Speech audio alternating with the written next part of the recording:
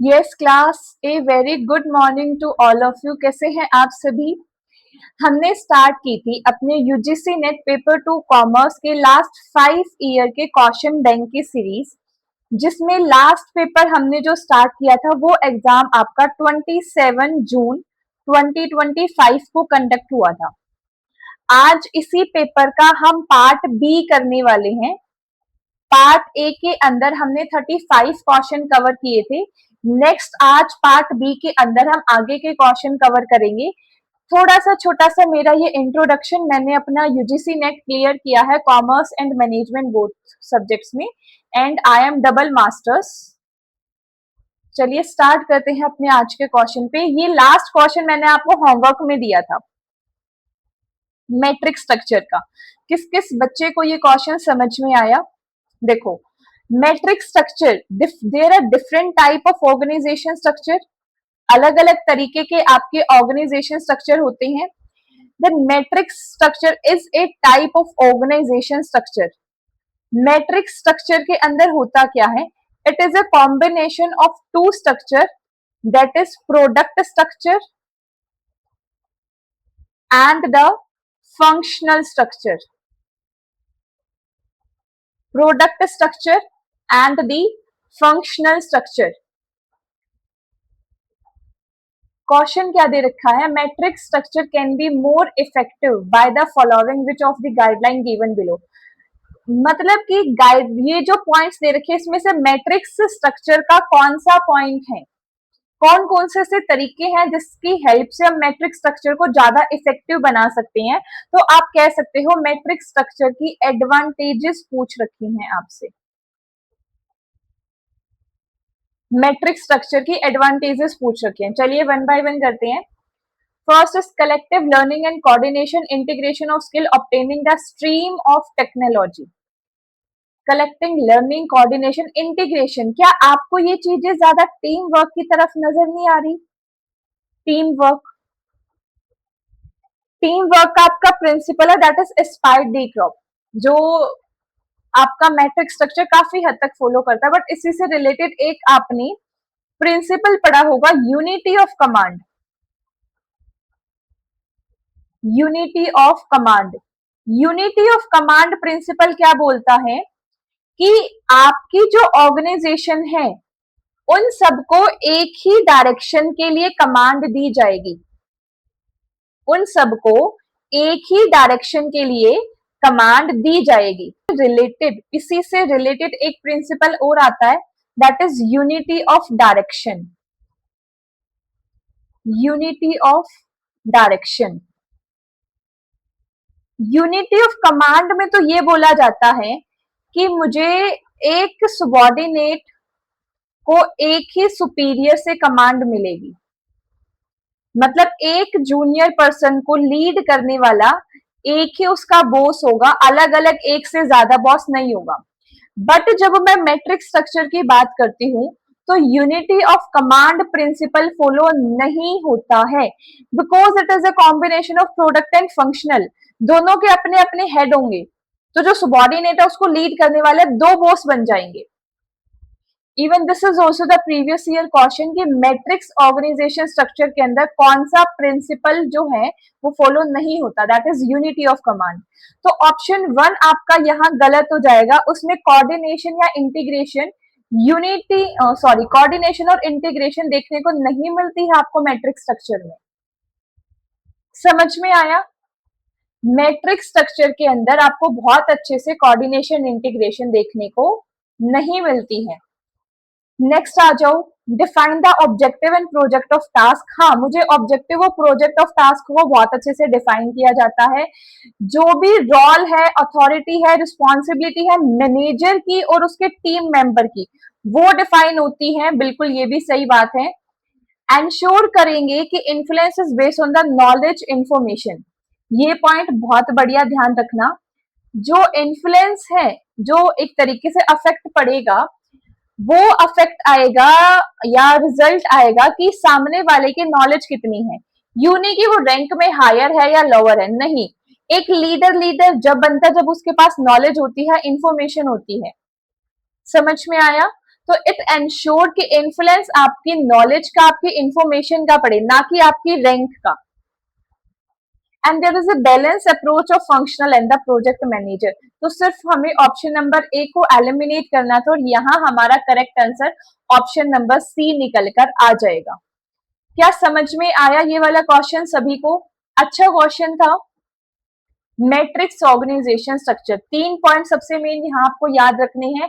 Matrix organization is a combination of product and functional organization structure. Second point is that matrix organization structure does not follow the principal unity of command. But इसका मतलब ये बिल्कुल नहीं है कि matrix organization structure के अंदर role, authority और रिस्पॉन्सिबिलिटी को क्लियरली डिफाइन नहीं किया जाएगा। तो ये स्टेटमेंट भी याद रखनी है आपको। Move on to the next question, that is question number 36। ये क्वेश्चन है आपका ह्यूमन रिसोर्स मैनेजमेंट से रिलेटेड। ह्यूमन रिसोर्स मैनेजमेंट के अंदर जॉब रिलेटेड कुछ कंसेप्ट्स आते हैं। ये उनकी डेफिनेशन के बारे में आपसे क्वेश्चन पूछ रखा है, थोड़ा सा मैं एक्सप्लेन कर देती हूँ, फिर हम क्वेश्चन पढ़ेंगे। सबसे पहले आता है आपका जॉब एनालिसिस। जॉब एनालिसिस में क्या होता है? जॉब को एनालाइज किया जाता है, जॉब के बारे में जाना जाता है। जॉब एनालिसिस में आपको क्या फोकस करना है? There are major 2 component of job analysis. एक है आपका जॉब डिस्क्रिप्शन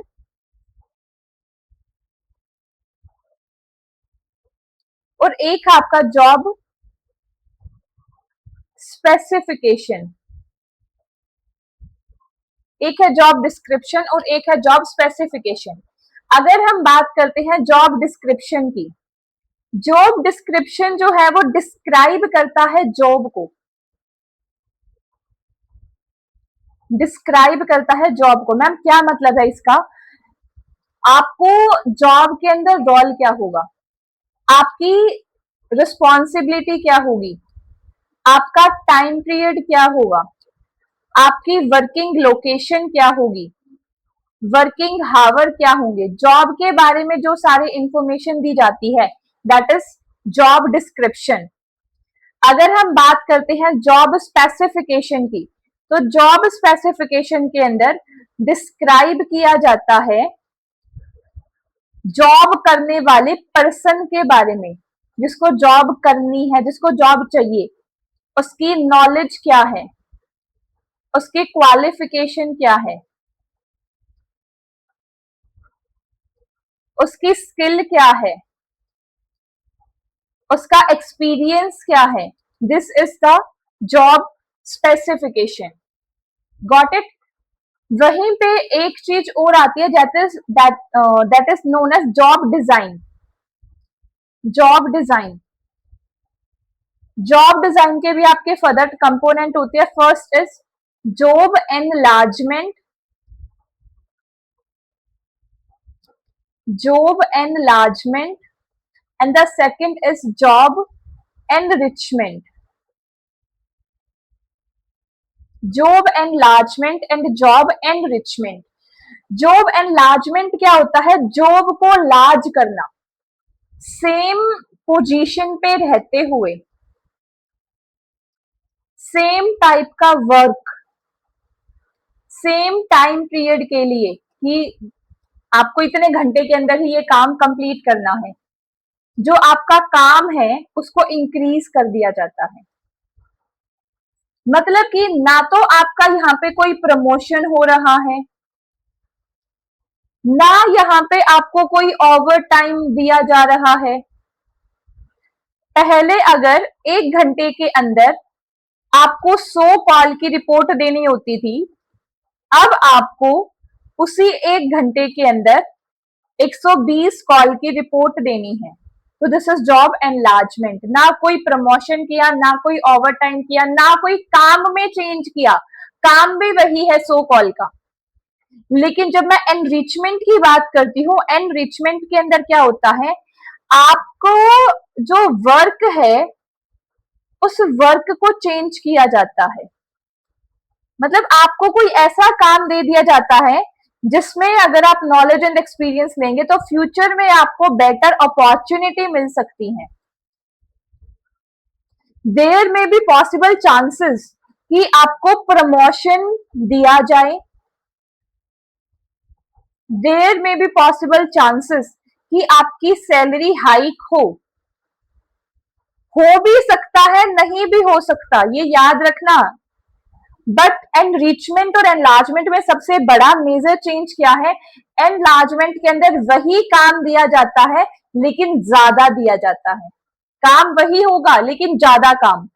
वहीं पे एनरिचमेंट के अंदर आपके काम को चेंज किया जाता है, आपको अब कोई ऐसा काम दिया जाएगा जहां से फ्यूचर में आपको बेटर अपॉर्चुनिटी मिल सकती है।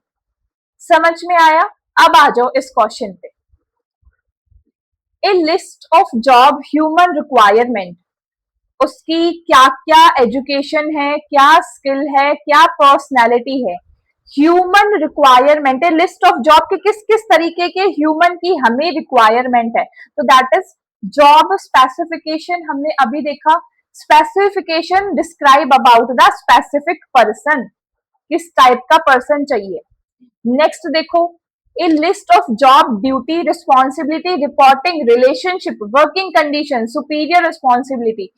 एक वो लिस्ट दी है कि आपकी जॉब के अंदर क्या ड्यूटी होगी, क्या रिस्पॉन्सिबिलिटी होगी, क्या वर्किंग कंडीशन होगा, तो ये सब जॉब को डिस्क्राइब कर रहा है, तो जॉब डिस्क्रिप्शन।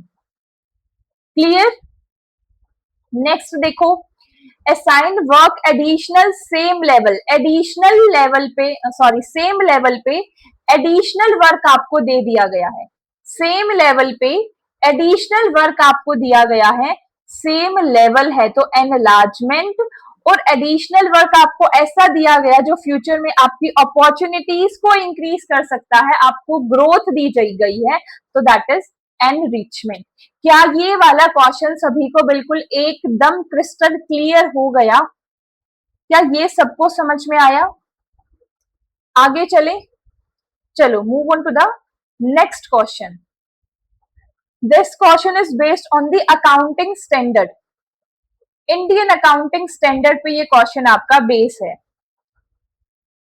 कुछ मेजर इंडियन अकाउंटिंग स्टैंडर्ड आपको पता होने चाहिए, like Indian accounting standard first आपका फाइनेंशियल स्टेटमेंट से रिलेटेड, सेकंड है आपका इन्वेंट्री से रिलेटेड, थर्ड है आपका कैश फ्लो स्टेटमेंट से रिलेटेड, कैश फ्लो स्टेटमेंट से रिलेटेड नहीं, कैश फ्लो स्टेटमेंट का अकाउंटिंग स्टैंडर्ड 3 है, sorry sorry sorry, cash flow statement का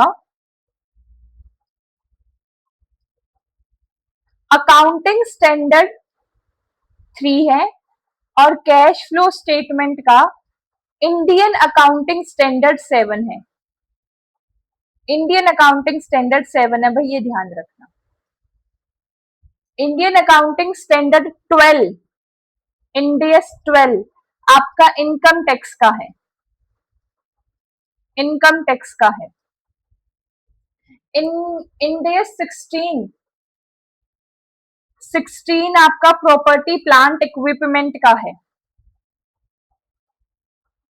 इंडियस 12 इनकम टैक्स, उसके बाद आपको याद रखना है इंडियस 19, ये आपका एम्प्लॉय बेनिफिट का है, employ benefit Indians 19।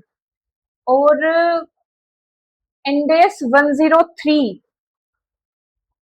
Fair market value का है, सॉरी इंडियस 113 है, क्या हो रखा है आज, 113 है फेयर मार्केट वैल्यू का।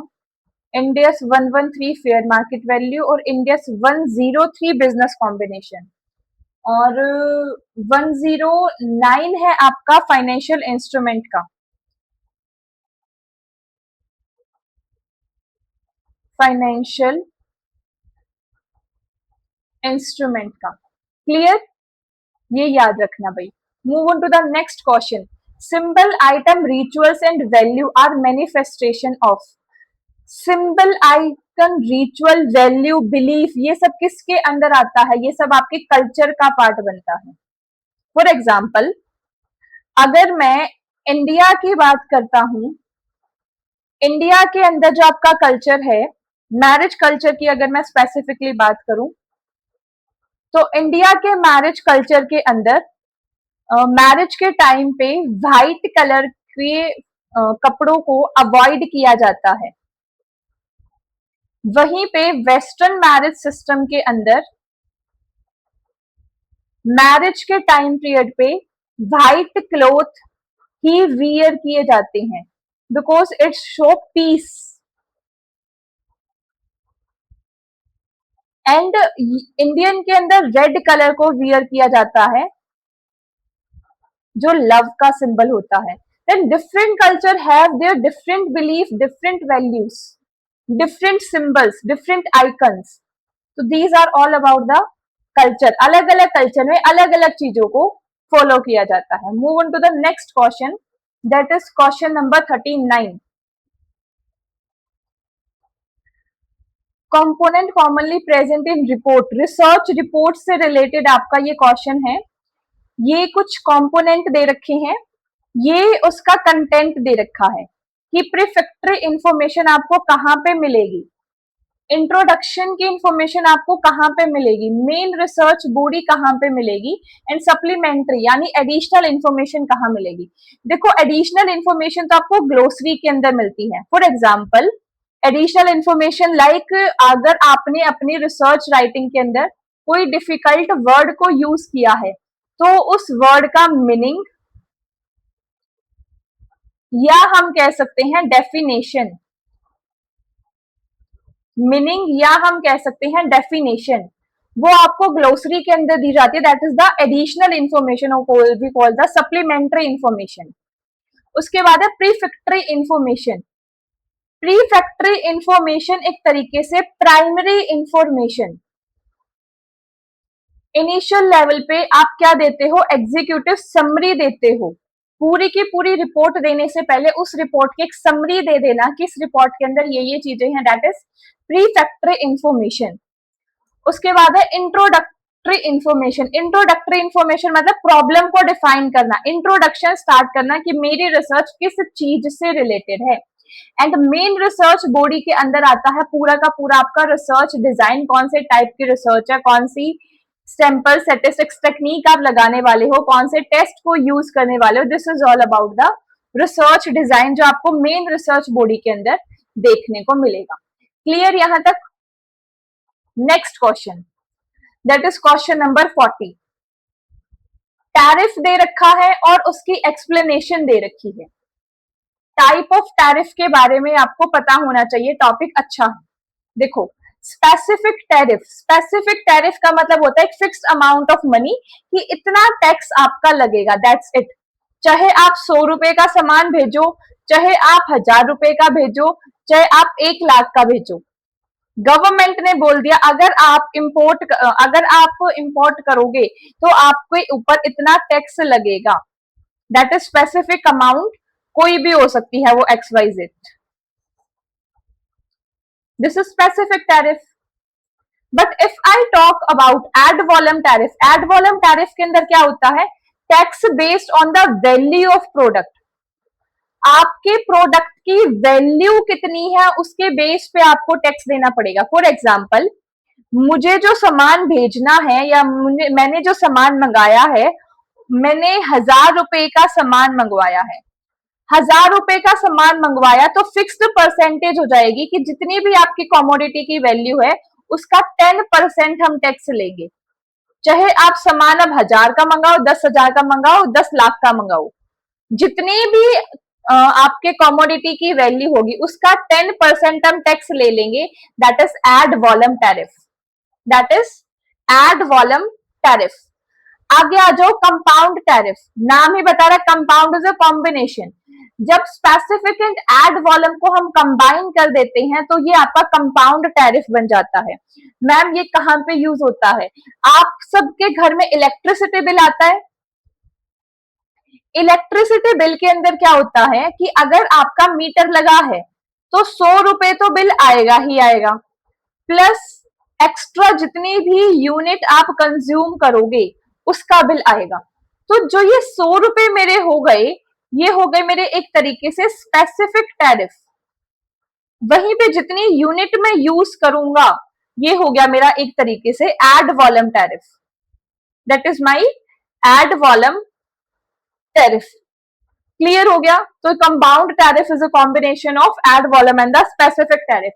नेक्स्ट आपका वेरिएबल टैरिफ। वेरिएबल टैरिफ क्या होता है? वो टैरिफ जो चेंज होता रहता है depend on the level of domestic support price. Depend on the level of domestic support price, जो प्राइस आपका चेंज होता रहता है, that is known as the variable tariff. Got it? Move on to the next question. Which right does an unpaid seller have against the good? सबसे पहले तो मुझे ये बताओ, ये अनपेड सेलर क्या होता है? अनपेड सेलर हम किसी भी पर्सन को जब बोलते हैं, जब एक सेलर ने अपना सामान सोल्ड कर दिया बट उसके बदले उसको रिम्यूनरेशन नहीं मिला, मतलब उसको उसके बदले पैसा नहीं मिला। मैम अगर ऐसा हुआ है कि सामान तो बेचा उसने 100 रुपए का, लेकिन पैसा मिला सिर्फ और सिर्फ 70, तो क्या ये भी अनपेड सेलर बनेगा? यस। याद रखना इस चीज को, सामान बेचा है 100 रुपए का, लेकिन मिले हैं सिर्फ और सिर्फ 70 रुपए, तो वो भी आपका अनपेड सेलर की कैटेगरी के अंदर आता है। And there are the two type of right that unpaid seller है। पहला है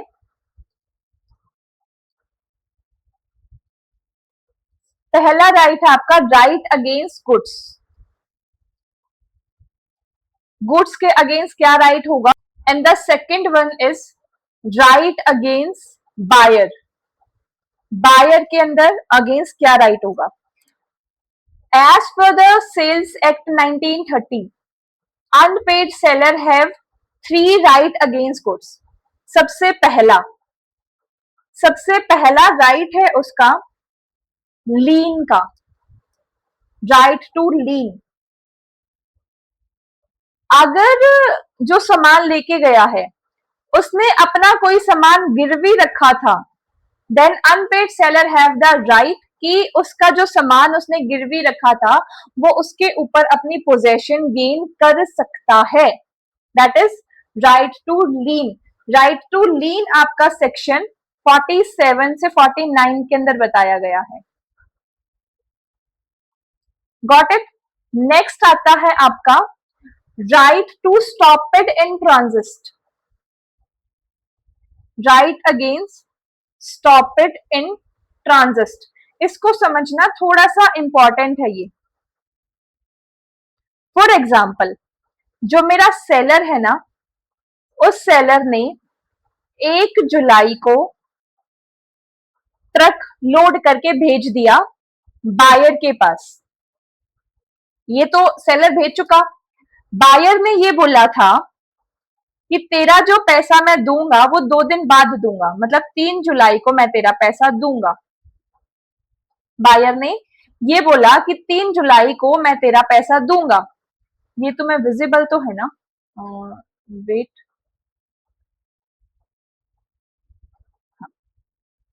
अब देखो, 1 जुलाई को ट्रक भेजा, बट ये ट्रक जो पहुंचेगा बायर के पास वो पहुंचेगा 7 जुलाई को। 3 जुलाई को ये बायर पैसा देने वाला था। सेलर ने फोन किया 3 जुलाई को, भाई पैसा भेज दे, वो कहता भेजूंगा। 4 जुलाई को फिर फोन किया तो कहता भाई भेजूंगा। 5 जुलाई को फिर फोन किया, कहता भाई भेजूंगा। उस टाइम पे जो सेलर था उसने क्या किया, उसने घुमाया ड्राइवर को फोन, ट्रक के ड्राइवर को फोन घुमाया और उसको बोला जो तू ये सामान 1 जुलाई को लेके गया था ना यहां से, ये सामान वापस ले आ, ये सामान वापस ले आ, मुझे नहीं बेचना उसको।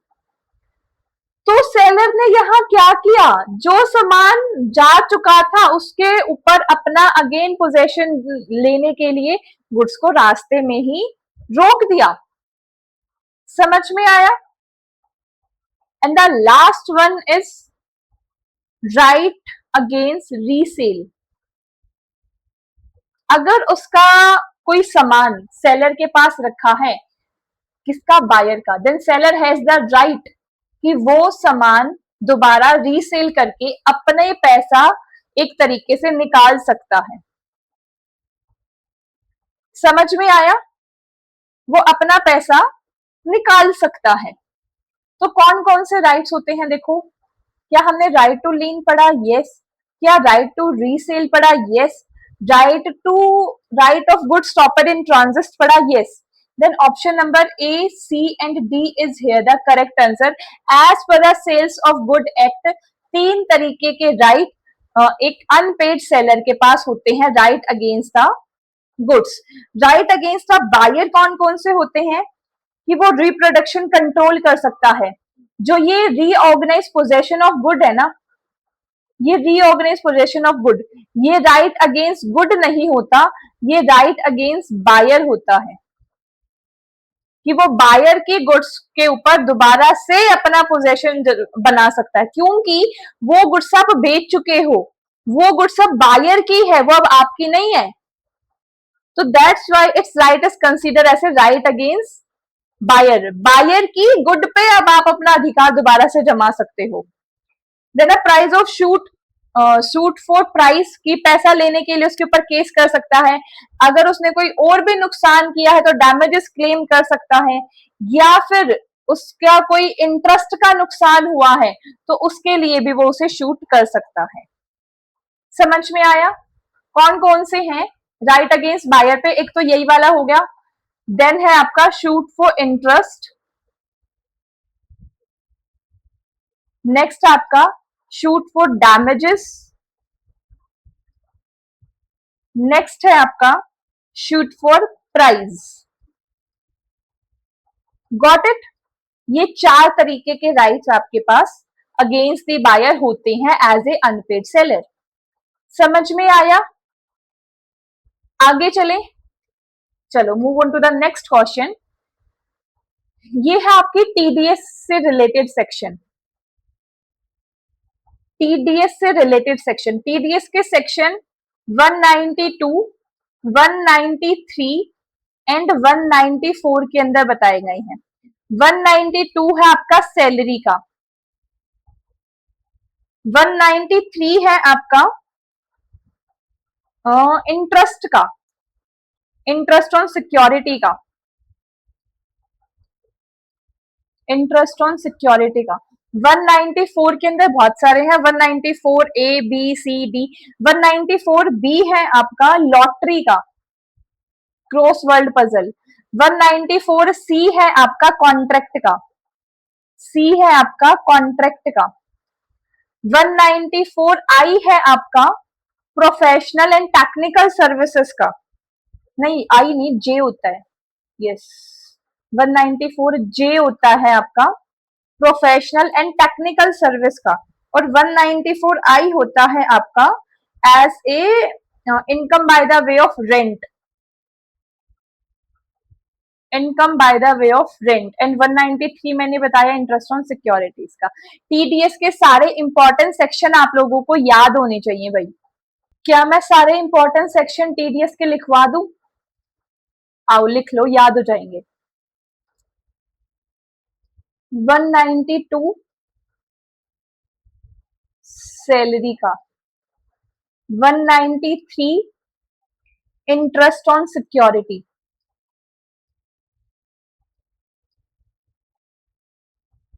Interest on security, 194 dividend, 194 A interest other than security,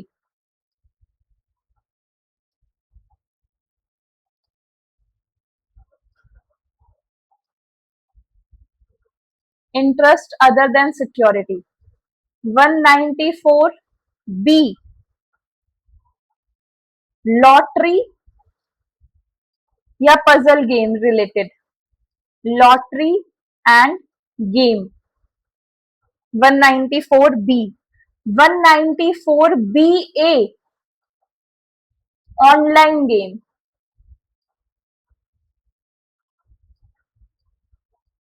194 B A online game, 194 C contractor, contractor, 194 D, 194 D, D में है आपका insurance commission, insurance commission, 194 H brokerage, brokerage and commission, 194 I है आपका रेंट का, 194 आई है आपका rent का, 194 जे, जे है आपका प्रोफेशनल एंड टेक्निकल फीस का,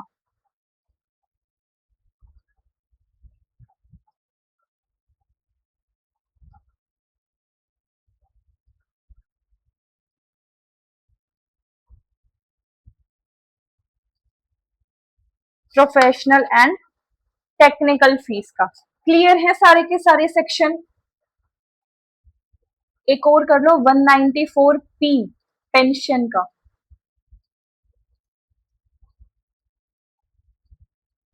ये सारे के सारे सेक्शन आप लोगों को याद होने चाहिए। एक बार और आंख बंद करके इनको बोलो, 192 salary, 193 interest on security, 194 dividend, 194 A interest other than security, 194 B lottery game, 194 B A online game, 194 C contractor, 194 D insurance commission, 194 H brokerage and commission, 194 I rent का है, 194 J professional and technical fees का है, and 194 P आपके pension का है। ये है सारे के सारे important section related to TDS. Move on to the next question. Type of market, business economics का ये क्वेश्चन है and question is based on the topic type of market. एक ऐसी टाइप की मार्केट जहां पे फ्यू सेलर होते हैं और वो compete करते हैं product to the many buyer. Few seller कहाँ होते हैं? मोनोपोली में होते हैं, मोनोपोलिस्टिक में तो बहुत सारे होते हैं, परफेक्ट कंपटीशन में भी बहुत सारे होते हैं। Then few seller is our keyword and correct answer we got is that is oligopoly.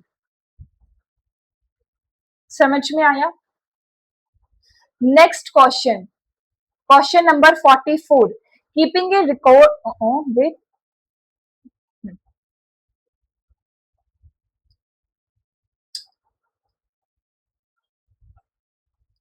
keeping a record of uncommonly good desirable example of employee workload behavior, reviewing it with the employee at predetermined is known as। Performance evaluation से related ये question है आपका। Topic note करेंगे सारे बच्चे, topic बनेगा आपका यहाँ पे। अरे भाई क्या दिक्कत आ रखी है बार बार, एक मिनट रुको गाइस।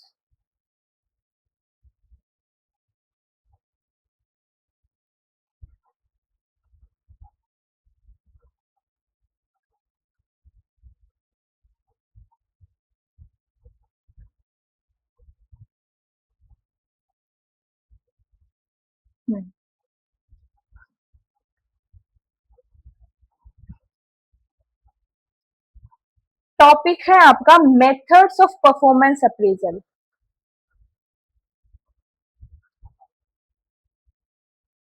परफॉर्मेंस अप्रेजल, दो तरीके के मेथड होते हैं। एक है आपका ट्रेडिशनल मेथड, एक है आपका मॉडर्न मेथड। ट्रेडिशनल के अंदर आता है आपका रैंकिंग मेथड, जहां पे हर एक एम्प्लॉय को रैंक दिया जाता है best employee to worst employee को। देन है आपका रेटिंग मेथड। रैंक और रेट फर्क है, ध्यान रखना। रैंकिंग मेथड तो बेस्ट टू वर्स्ट का रैंक दिया जाता है, बट रेटिंग मेथड के अंदर एक परफॉर्मेंस रेट दिया जाता है, एक स्केल होता है, उस स्केल के ऊपर आपकी रेटिंग क्या आ रही है वो मेजर किया जाता है। नेक्स्ट आपका चेकलिस्ट मेथड। चेकलिस्ट, चेकलिस्ट के अंदर एम्प्लॉय को अप्रेस करने के लिए एक ना लिस्ट होती है। उस लिस्ट में कुछ स्टेटमेंट लिखे होते हैं, क्या एम्प्लॉय आपका अच्छे से बिहेव करता है, क्या एम्प्लॉय अपना काम टाइम पे कंप्लीट करता है, क्या एम्प्लॉय अपने कलीग्स के साथ बना के रखता है। इस लिस्ट में से जो जो चीजें एम्प्लॉय के अंदर होती है उसको चेक करते जाते हैं, मतलब यस एंड नो की फॉर्म में लिखा जाता है, और इस हिसाब से आपका एक तरीके से परफॉर्मेंस अप्रेजल होता है। तो जो लिस्ट होती है उसमें यस नो के हिसाब से चेक किया जाता है कि एम्प्लॉय कैसा है। नेक्स्ट आपका critical incident method. Critical incident method, critical incident method के अंदर एक अनसर्टेन सिचुएशन के अंदर आपका एम्प्लॉय किस तरीके से बिहेव करता है, एकदम से पैनिक होके घबरा जाता है या चीजों को मैनेज करने की कोशिश करता है, अच्छा बिहेव होता है बुरा बिहेव होता है, उस तरीके के ऊपर चीजें रखी जाती हैं। देन है आपका एसे मेथड। एसे मेथड, एसे मेथड के अंदर एक रिटन पूरी की पूरी डिस्क्रिप्शन दी जाती है कि एम्प्लॉय के ये कमियां, ये वो अच्छा करता है, मतलब एक इन डेप्थ डिस्क्रिप्शन जब आपके एम्प्लॉय की दी जाती है। फिर है आपका फोर्स चॉइस मेथड।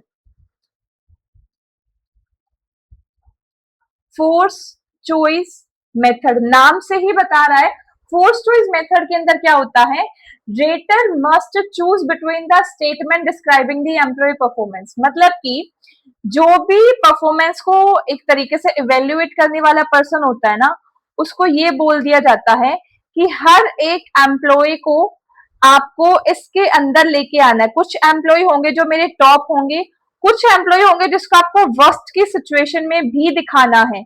तो ये एक तरीके से फोर्स किया जाता है कि कुछ एम्प्लॉय को वर्स्ट तुम्हें दिखाना पड़ेगा। हो सकता है मेरे जो ज्यादातर एम्प्लॉय हैं वो इस एरिया में हो कि ना तो वो बहुत ज्यादा अच्छे हैं ना ही वो बहुत ज्यादा बुरे हैं, बट यहाँ पे एक तरीके से आपको फोर्स किया जाता है कि हर एम्प्लॉय को आपको इस लाइन के ऊपर लेके आना है, कुछ को वर्स्ट भी दिखाना है और कुछ को बेस्ट भी दिखाना है। This is force choice method. समझ में आया? एक सेकेंड। फोर्स चॉइस और फोर्स डिस्ट्रीब्यूशन, ये वाला तो फोर्स डिस्ट्रीब्यूशन के अंदर था। Force choice, rater must choose between employee statement describing the employee performance. Force, wait, ये दो होते हैं, एक होता है फोर्स चॉइस और एक होता है फोर्स डिस्ट्रीब्यूशन। फोर्स चॉइस को तो आपका थ्योरेटिकल होता है, फोर्स डिस्ट्रीब्यूशन जो मैंने ये अभी आपको बताया, फोर्स डिस्ट्रीब्यूशन के अंदर तो आपको ये वाली चीज करनी पड़ती है। फोर्स चॉइस के अंदर जो रेटर है, रेटर को चूज करना पड़ता है between the different different types of statement की। बहुत सारी स्टेटमेंट दे दी कि एम्प्लॉय का गुड बिहेवियर है या नहीं, एम्प्लॉय की परफॉर्मेंस कैसी है, एम्प्लॉय कलीग के साथ कैसा वर्क करता है, क्या एम्प्लॉय टाइम पे काम खत्म करता है। एंड हर एक स्टेटमेंट के आपके पांच पांच रेट हैं, 1 2 3 4 5, 1 2 3 4 5, इस तरीके से। और आपको चूज करना है कि ये वाली जो स्टेटमेंट है, इस स्टेटमेंट में एम्प्लॉय कहाँ पे रेट करता है, टाइम पे काम खत्म करता है, मैडम कभी कभी ज्यादातर तो कर लेता है लेकिन कभी कभी नहीं भी करता, तो हम फोर्थ नंबर दे देंगे। This is force choice method. समझ में आया परफॉर्मेंस अप्रेजल के सारे मेथड? फिर आ जाओ आप मॉडर्न मेथड्स पे। ये थे हमारे परफॉर्मेंस अप्रेजल के ट्रेडिशनल मेथड। आ गया मॉडर्न मेथड पे। मॉडर्न मेथड के अंदर पहला है आपका मैनेजमेंट बाय ऑब्जेक्टिव। ये टर्म आपकी पीटर ड्रकर ने दी है, ये प्रीवियस ईयर क्वेश्चन है, याद रखना। पीटर ड्रकर ने दी है। यहाँ क्या बोला जाता है, मैनेजमेंट बाय ऑब्जेक्टिव में ये बोला जाता है कि जो भी आपकी परफॉर्मेंस अप्रेजल है उसमें हम ये देखेंगे कि आपकी परफॉर्मेंस से हमारी ऑर्गेनाइजेशन का ऑब्जेक्टिव अचीव हो रहा है या नहीं। मतलब कि आपकी परफॉर्मेंस को हम अलाइन करेंगे with the goal that we want to achieve. अगर वो अचीव हो रहा है then your performance is good, otherwise your performance is bad. Next आपका 360 डिग्री अप्रेजल या 360 डिग्री फीडबैक, जहां पे पूरे के पूरे एम्प्लॉय के जूनियर से, सीनियर से, कलीग से, हर तरीके के शेयर होल्डर से, स्टेक होल्डर से, कॉम्पिटिटर से, इवन कस्टमर से 360 डिग्री एक तरीके से फीडबैक लिया जाता है। फिर है आपका BARS scale, BARS scale behaviour anchor rating scale.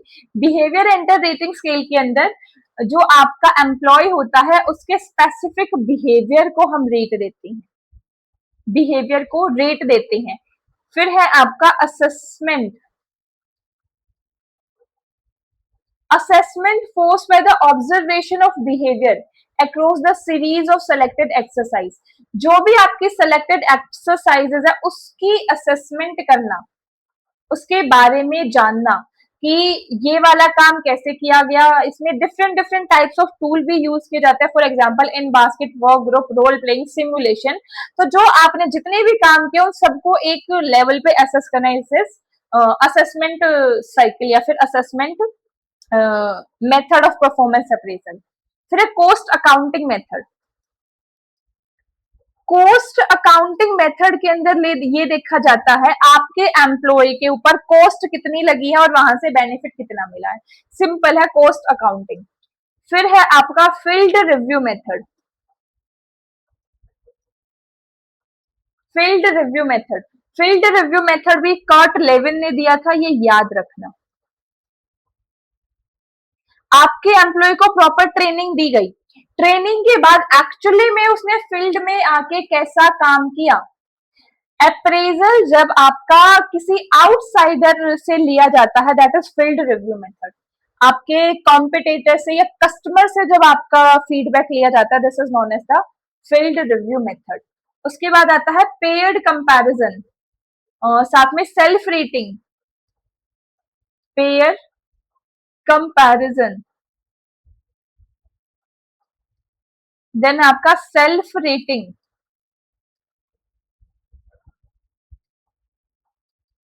ये सारे आपके परफॉर्मेंस अप्रेजल के टूल। अपने क्वेश्चन पे आ जाओ। क्वेश्चन है आपका keeping a record of uncommonly good और desirable example of employ work related behaviour, review it with the employ predetermined time. Critical incident method आएगा कि मतलब कि आप अपने एम्प्लॉय के उस बिहेवियर को ऑब्जर्व करना चाह रहे हो जो अनकॉमनली या अनडिजायरेबल है क्रिटिकल सिचुएशन में, जिस वो बिहेवियर उसका कभी कभी आपको देखने को मिलता है, तो that is critical incident method. Easy busy, अब तो इजी लगेगा ही, सब कुछ तो तुमने कर लिया है। देखो मेरा जो मेन मोटिव है ना, अभी हमें 43 मिनट्स हो चुकी हैं and in the 43 minutes we are completed 10 questions only. तो आप देख सकते हो हम कॉन्सेप्ट को कितना बेटर तरीके से समझते हुए चल रहे हैं। यही चीज पेपर में काम आएगी, सिर्फ क्वेश्चन पढ़ के आंसर टिक करने से गाइस कुछ भी नहीं होगा, सीरियसली कुछ भी नहीं होगा, ध्यान रखना इस चीज का। देखो which of the following are the example of conservatism principle accounting। conservatism principle accounting, there are different types of principles of accounting, उसमें से एक प्रिंसिपल है आपका कंजर्वेटिज्म। कंजर्वेटिज्म प्रिंसिपल को हम प्रूडेंस प्रिंसिपल के नाम से भी जानते हैं, इसको हम प्रूडेंस प्रिंसिपल के नाम से भी जानते हैं। प्रूडेंस प्रिंसिपल आपको क्या बोलता है, प्रूडेंस प्रिंसिपल आपको ये बोलता है कि जो फ्यूचर में होने वाले लॉस हैं उन लॉस को आज ही एंटिसिपेट करके उसको उसके रिगार्डिंग एक प्रोविजन बना लो। वहीं पे जो फ्यूचर में होने वाले प्रॉफिट हैं उन प्रॉफिट को हम कंसीडर जब तक नहीं करेंगे जब तक एक्चुअली में मुझे वो प्रॉफिट ना हो जाए, जब तक एक्चुअली में मुझे प्रॉफिट ना हो जाए। समझ में आया? तो कंजर्वेटिज्म प्रिंसिपल आपका प्रूडेंस प्रिंसिपल होता है, जो आपको ये बोल के चलता है। अब आपसे इस क्वेश्चन में पूछा है एप्लीकेशंस। मैं एग्जांपल से बताती हूँ। फ्यूचर में लॉस, फॉर एग्जांपल आपने किसी को उधार में सामान बेचा, तो आपके डेट क्रिएट हो गए। अगर डेट क्रिएट हुए हैं तो आप ये पहले से ही मान लोगे कि जितने मेरे टोटल डेट है उसका 20% पैसा मेरे पास नहीं आने वाला। अगर आ गया तो बहुत बढ़िया बात है। तो दिस इज एग्जाम्पल और the application of conservatism principle, making a provision for doubtful debt. But वहीं पे अगर आपने किसी से उधार सामान लिया है and you are the creditor, creditor हो सकता है जिससे आपने उधार सामान लिया वो इन फ्यूचर आपको डिस्काउंट दे दे, मतलब आपका हो जाएगा प्रॉफिट, आपका हो जाएगा फायदा। तो उस फायदे को हम अभी एंटिसिपेट नहीं करेंगे, तो provision for discount on creditor आपका नहीं बनेगा। क्लियर? अगेन एग्जांपल, मैंने कहीं पे पैसा इन्वेस्ट किया था, मैंने कहीं पे पैसा इन्वेस्ट किया था, उस इन्वेस्टमेंट के अंदर मुझे फायदा भी हो सकता है और मुझे नुकसान भी हो सकता है। बट मैं फायदे को भी एंटिसिपेट नहीं करूंगा, पर जो नुकसान हुआ है उसके लिए मैं इन्वेस्टमेंट फ्लक्चुएशन फंड जरूर बनाऊंगा, ताकि नुकसान हो तो मैं उस नुकसान की भरपाई कर पाऊं। That is option number E is here the correct answer. Option को एलिमिनेट करने की कोशिश करते हैं। सबसे पहले तो डी को हटा दो, फिर आप सी और ई को कंफर्म करो। सी और ई ये दोनों ऑप्शन में, अब देखो ए आएगा या बी आएगा। ए ये बोलता है जो वैल्यू है आपके स्टॉक इन ट्रेड की, उसको आपको लेना है लोअर, किसके कंपेयर में, कि एक्चुअली उसकी कॉस्ट कितनी है और उसकी मार्केट वैल्यू कितनी है। मतलब आपके स्टॉक के वैल्यू को आपको मिनिमम रखना है, कौन सा में से लोअर लेना, कि actually value and market value. तो ऑफ कोर्स अगर मैंने हायर लिया तो क्या पता मेरा सामान उतने में ना बिके और मेरा नुकसान हो जाए। तो ऑप्शन ए बी यहाँ आपका करेक्ट आंसर बनेगा, और इस क्वेश्चन का जो आंसर निकल कर आएगा that is option number D hair.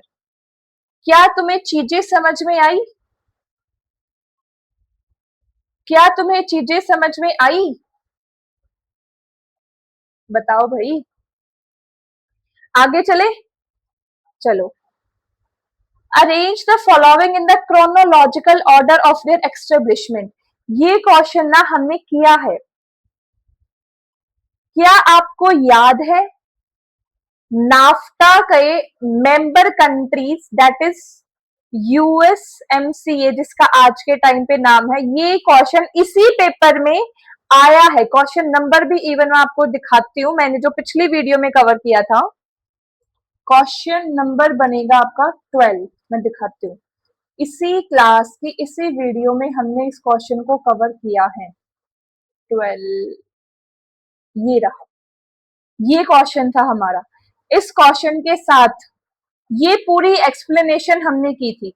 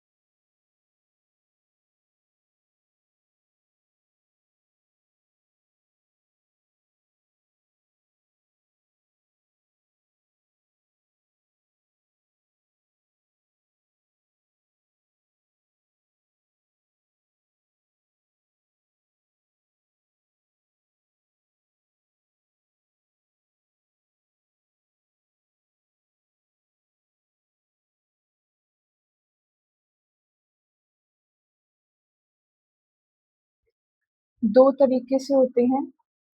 एक है आपका short run production function,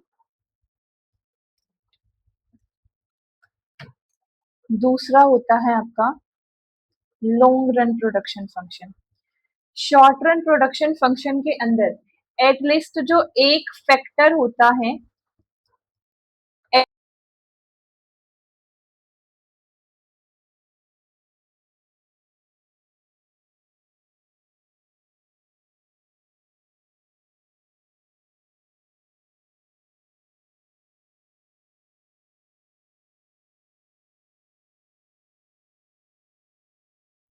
hello hello, now clear, okay. Long दो तरीके का प्रोडक्शन फंक्शन होता है आपका, एक होता है शॉर्ट रन प्रोडक्शन फंक्शन, दूसरा होता है आपका long run production function. Short run production function के अंदर एटलीस्ट एक फैक्टर आपका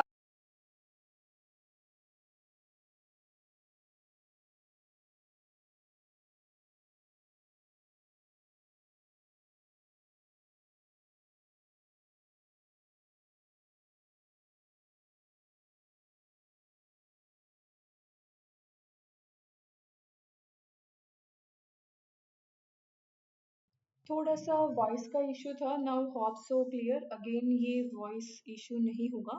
okay. Short run production function के अंदर एक फैक्टर जो है वो फिक्स होता है, बाकी सारे फैक्टर वेरिएबल होते हैं। इसका जो लो होता है उसे कहा जाता है लो ऑफ वेरिएबल प्रोपोर्शन, या फिर इसी को आप लो ऑफ डिमिनिशनिंग रिटर्न टू स्केल के नाम से भी जानते हो। लो ऑफ डिमिनिशनिंग रिटर्न टू स्केल। वहीं पे लॉन्ग रन प्रोडक्शन फंक्शन के अंदर मैंने बताया सारे फैक्टर वेरिएबल होते हैं। इसका जो लो है that is called law of return to scale. Law of return to scale. Clear है यहां तक? लॉन्ग रन प्रोडक्शन फंक्शन के अंदर आपके दो प्रोडक्शन फंक्शन आते हैं। लॉन्ग रन प्रोडक्शन फंक्शन के अंदर दो आते हैं। एक आता है आपका Cobb Douglas production function,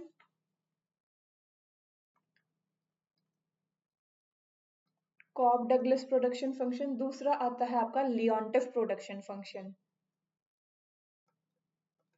Leontief production function. इनके बारे में भी थोड़ा सा आपको पता होना चाहिए, दोनों प्रोडक्शन फंक्शन के अंदर क्या क्या होता है। क्लियर है ये क्वेश्चन? अब क्वेश्चन नंबर 50 पे चले, आ जाओ। According to Levitt and Drucker the essence of marketing is, ये देखो थोड़े से ऐसे क्वेश्चंस हैं जो मार्केटिंग और एचआर के यूनिट से पूछे जाते हैं। लाइक कई बार आपसे किसी टर्म से रिलेटेड किसी पर्टिकुलर पर्सन ने जो डेफिनेशन दी है वो पूछ ली जाती है। कोई टर्म किस पर्सन ने दी है, लाइक 7 पीस किसने दिए हैं, 4 पीस किसने दिया है, पीटर ड्रकर ने, सॉरी, मैनेजमेंट बाय ऑब्जेक्टिव का कंसेप्ट किसने दिया है, साइंटिफिक मैनेजमेंट के प्रिंसिपल कौन से किसने दिए हैं। इस तरीके से आपके क्वेश्चंस आते हैं। तो ये थोड़ी सी ना याद करने वाली चीजें हैं, इनको हम एज इट इज याद ही कर सकते हैं और कोई इसका सॉल्यूशन नहीं है। देन जो ये वाला क्वेश्चन है इसमें पूछा गया लेविट एंड ड्रकर ने एसेंस ऑफ मार्केटिंग किसको माना है, that is the customer orientation.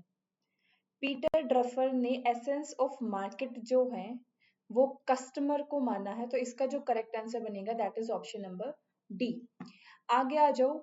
Arrange the following step of new product development in a sequential order. New product development के स्टेप को आपको सिक्वेंशनल ऑर्डर के अंदर लगाना है। ऑप्शन के हिसाब से चलते हैं, मेरे को ये बताओ ए, डी या ई। पहले प्रोडक्ट को डेवलप करोगे, आइडेंटिफाई कस्टमर को, प्रोस्पेक्टिंग कस्टमर को आइडेंटिफाई करोगे, या आइडिया जनरेट करोगे। जब तक आइडिया ही नहीं है, आइडिया के बिना प्रोडक्ट तो बनाया ही नहीं जा सकता, और जब तक प्रोडक्ट का ही नहीं पता तो प्रोस्पेक्टिंग कस्टमर कहाँ से ले आओगे। तो स्टार्टिंग में तो आपका ऑप्शन नंबर ई आएगा, तो ये दोनों ऑप्शन हमने एलिमिनेट कर दिए।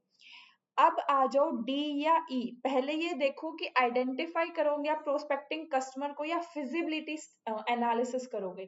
फिजिबिलिटी एनालिसिस क्या होता है? फिजिबिलिटी एनालिसिस के अंदर होता है कि जो चीज मैंने देखी है कि मैं इस तरीके से अपना प्रोडक्ट बनाने वाला हूँ, क्या वो चीज मेरे लिए फिजिबल है, क्या ऐसे ही हो सकता है, मतलब कुछ मार्केटिंग का अनसर्टेन एनवायरनमेंट का कुछ इम्पैक्ट आएगा या नहीं आएगा, उस चीज के बारे में जानना। तो फिजिबिलिटी एनालिसिस आप जब करते हो जब आपको ये पता चलता है कि जो मैं प्रोडक्ट बनाने वाला हूं उसका, जब आपके पास एक कंप्लीट रोड मैप तैयार हो जाता है ना, उस रोड मैप में जो भी आपने प्लानिंग करी है वो प्लानिंग को आप देखते हो कि ये प्लानिंग एक्चुअली में प्रैक्टिकली एप्लीकेबल हो सकती है या नहीं, इस these things are practically possible और नॉट। तो डायरेक्टली या फिजिबिलिटी एनालिसिस पे नहीं जा सकते हो, तो इसका जो करेक्ट आंसर बनेगा वो ऑप्शन नंबर सी बनेगा। पहले हम आइडिया को जनरेट करेंगे, उस आइडिया के बेस पे हम ये देखेंगे कि हमारे पास प्रोस्पेक्टिंग कस्टमर कितने हैं, कौन कौन आ सकते हैं, कहाँ कहाँ के कस्टमर आ सकते हैं, कैसा प्रोडक्ट होगा एंड ऑल। जब मुझे ये पता चलेगा कि 500 कस्टमर मेरे इस प्रोडक्ट को एक दिन में खरीदने के लिए आ सकते हैं, तो मैं उसको एनालाइज करूंगा कि एक्चुअली में 500 आ भी सकते हैं या नहीं। इस दिस थ्योरेटिकली डाटा ही सिर्फ आपको ये बता रहा है या ये चीज प्रैक्टिकली पॉसिबल है कि ऐसे कोई एरिया जहां पे इस प्रोडक्ट को खरीदने के एक दिन में अराउंड ऑफ 500 कस्टमर आते भी हैं या नहीं। फिर आप फिजिबिलिटी एनालिसिस पे जाओगे, और फिजिबिलिटी एनालिसिस से भी पहले इवन आपको अपने प्रोडक्ट के लिए पूरा कंसेप्ट डेवलप करना पड़ेगा, उसकी टेस्टिंग करोगे, फिर उसको प्रैक्टिकली एप्लीकेबल है या नहीं है वो देखोगे, देन लास्ट में आप अपने प्रोडक्ट को डेवलप करोगे। Got it? So the correct answer is option number C only. Move on to the next question. The scheme of partial integration, income tax से ही आपका ये क्वेश्चन है। इनकम टैक्स का कॉन्सेप्ट है आपका non agriculture income. Non agriculture income के अंदर आपका एक कंसेप्ट आता है दैट इज पार्शियल इंटीग्रेशन का। उस टॉपिक से ये आपका क्वेश्चन पूछा गया। जो स्कीम है partial integration of tax on non agriculture income with the income derived from agriculture is applicable to. In short सिर्फ ये पूछा गया है पार्शियल इंटीग्रेशन के लिए आप पार्शियल इंटीग्रेशन मतलब कहाँ कहाँ पे एप्लीकेबल होता है। तो पार्शियल इंटीग्रेशन की इन शॉर्ट आपसे कंडीशंस पूछी गई हैं। कंडीशंस क्या है पार्शियल इंटीग्रेशन की? So there are basically two condition. First condition तो आपकी है कि एग्रीकल्चर इनकम जो है वो बेसिक एजम्पशन लिमिट से ज्यादा होनी चाहिए। Even it's not the first condition, it's the second condition. First condition आपकी नॉन एग्रीकल्चर इनकम की ही आती है। नॉन एग्रीकल्चर इनकम जो है वो आपकी 5,000 से ज्यादा होनी चाहिए। अगर नॉन एग्रीकल्चर इनकम आपकी 5,000 से ज्यादा है, फिर हम ये देखते हैं क्या agriculture income basic assumption limit से ज्यादा है। अगर ये दोनों चीजें फुलफिल हो जाती हैं, मैं कह रही हूँ दोनों एक साथ, अगर एक फुलफिल हो रही है तो दूसरी नहीं हो रही, तो पार्शियल इंटीग्रेशन एप्लीकेबल नहीं होगा। अगर ये दोनों एक साथ फुलफिल हो जाती है तो पार्शियल इंटीग्रेशन आपका एप्लीकेबल हो जाता है। ऑप्शन में भी ये दे रखा है non agriculture income more than the exemption limit, और नहीं आता एंड आता है। अगेन और नहीं आएगा एंड आएगा। Non agriculture more than the exemption 2,500 नहीं 5,000 होती है, तो ऑप्शन नंबर बी यहाँ आपका करेक्ट आंसर बन जाएगा। Non agriculture income more than the basic assumptions limit, and agriculture income जो है वो आपकी 5,000 से ज्यादा होनी चाहिए। Got it? आ जाओ next question. Which of the following are the discounted cash flow technique of capital budgeting? Capital budgeting क्या होता है? Capital budgeting आपका फाइनेंस मैनेजमेंट का टॉपिक है। फाइनेंस मैनेजमेंट के अंदर आपके लॉन्ग टर्म डिसीजन आते हैं। लॉन्ग टर्म डिसीजन के अंदर लॉन्ग टर्म में मैं पैसा कहाँ कहाँ पे इन्वेस्ट कर सकता हूँ, तो उस डिसीजन को कैपिटल बजटिंग डिसीजन कहा जाता है कि लॉन्ग टर्म के अंदर मैं पैसा कहाँ कहाँ लगा सकता हूँ। That decision is known as the capital budgeting decision. Capital budgeting decision की दो तरीके की टेक्निक आती हैं। एक होती है आपकी डिस्काउंटेड टेक्निक, एक होती है आपकी non discounted technique. Discounted technique आपकी एक तरीके से मॉडर्न टेक्निक होती है, जिसके अंदर टाइम वैल्यू ऑफ मनी के कंसेप्ट को फॉलो किया जाता है, वहीं पे नॉन डिस्काउंटेड टेक्निक के अंदर टाइम वैल्यू ऑफ मनी को फॉलो नहीं किया जाता। आपसे ये पूछा है डिस्काउंटेड टेक्निक इनमें से कौन सी हैं? Pay back period non discounted है। Average accounting rate of return non discounted technique है। Net present value discounted technique है। इंटरनल रेट ऑफ रिटर्न भी डिस्काउंटेड टेक्निक है एंड प्रॉफिटेबिलिटी इंडेक्स भी आपकी डिस्काउंटेड टेक्निक है। इसका जो करेक्ट आंसर बनेगा that is option number B, sorry D. C, D and A is here the correct answer. आगे चले, move on to the next question. In India the term of utility parent granted, ये जो question है ये है आपका legal aspect of business से unit 9। Legal aspect of business के अंदर जो आपके इंटेलेक्चुअल प्रॉपर्टी राइट है, intellectual property right, intellectual property के अंदर आपकी एक होती है patent.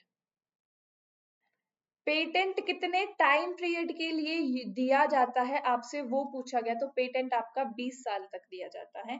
Very easy peasy question but याद रखने वाला है। नेक्स्ट है आपकी the term marketing myopia. Marketing myopia जो टर्म है वो आपकी किसने दी थी? वो आपकी थ्योड लेविट ने दी थी। अभी रिसेंटली जो 4 जुलाई को आपका एचटेट का एग्जाम हुआ था ना, उसमें भी ये सेम क्वेश्चन आया हुआ था। मार्केटिंग मायोपिया टर्म पूछी गई थी, किसने दी थी? दैट इज थ्योड लेविट ने दी थी। उसके बाद आ जाओ, अगेन इंडेस से क्वेश्चन है। इंडेस से इस पेपर के अंदर ये दूसरा क्वेश्चन आया है। पहला क्वेश्चन मैच द फॉलोइंग का था। इसमें पूछा गया है कौन सा इंडिया स्पेसिफिक डील करता है कंसोलिडेटेड फाइनेंशियल स्टेटमेंट के साथ। तो कंसोलिडेटेड फाइनेंशियल स्टेटमेंट का आपका इंडेस 110 है।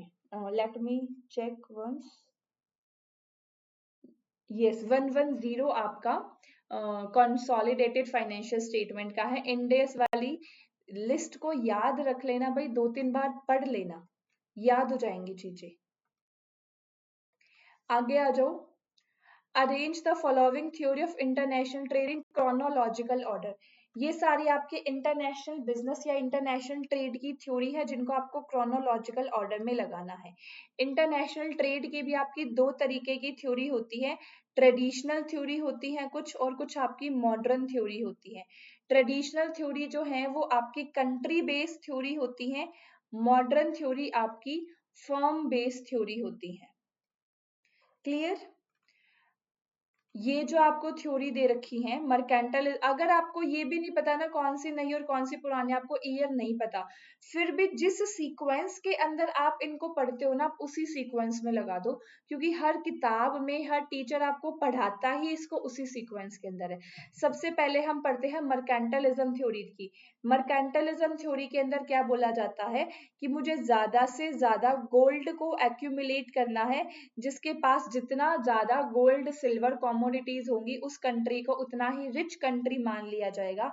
प्लस मर्केंटाइलिज्म थ्योरी के अंदर ये बोला जाता है कि मुझे ज्यादा से ज्यादा चीजों को एक्सपोर्ट करना है एंड जितना हो सके मुझे इंपोर्ट को अवॉइड करना है। एंड यही इसका क्रिटिसिज्म भी बनता है कि अगर मैं सिर्फ एक्सपोर्ट पे ही फोकस करूंगा तो इंपोर्ट कोई भी नहीं करना चाहेगा फिर, तो ये थ्योरी हमारी वर्क नहीं करती है। This is the most oldest theory of international trade.